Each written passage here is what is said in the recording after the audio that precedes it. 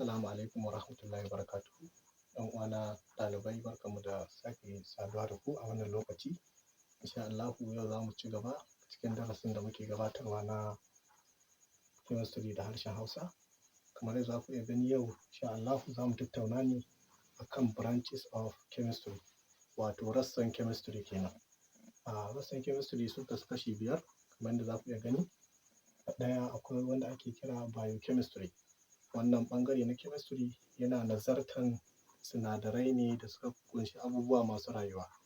Waɗannan sinadaran da suka ƙunshi abubuwa masu rayuwa shine wannan ɓangare na chemistry yake nazarta. Na biyu akwai wanda ake kira organic chemistry. Organic chemistry yana nazartan sinadarai ne da suka ƙunshi abubuwa masu rai, amma waɗannan sinadaran waɗanda suke da sinadarin carbon a cikinsu.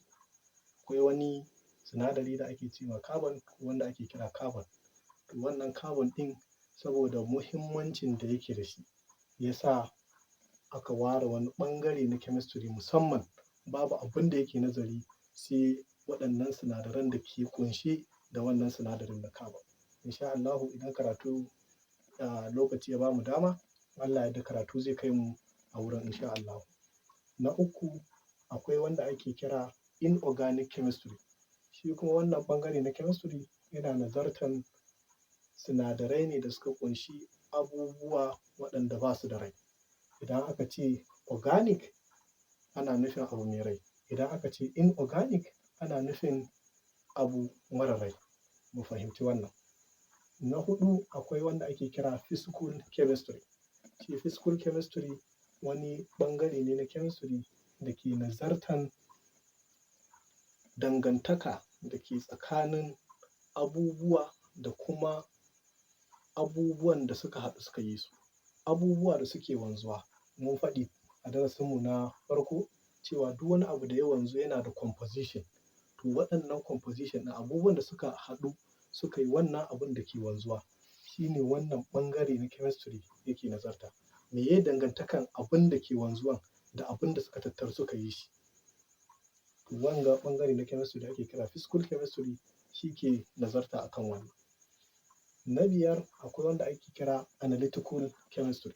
Shi wannan ɓangare na chemistry babu abin da yake nazarta illa a gano, a raba, a tabbatar, a faɗi awon shi da sauransu. Shi ne wannan ɓangare na chemistry. Idan akwai sinadarai komi yawansu, wannan ɓangare na chemistry zai nazarce su ya ce kaza da kaza da kaza ne ke ciki suka cakuɗa, ko kuma kaza ne ke a wurin. Sinadarin nan ga yawan shi, ga yanda yake, mai kyau ne ko mara kyau, duka wannan analytical chemistry ɗin zai yi bayani a kan shi. To waɗannan guda biyar ɗin su ne suka haɗu suka yi zama rassa ga ita chemistry ɗin. Insha Allahu a karatu na gaba idan Allah ya bamu dama za mu ɗora daga inda muka tsaya. Wassalamu alaikum wa rahmatullahi wa barakatuh.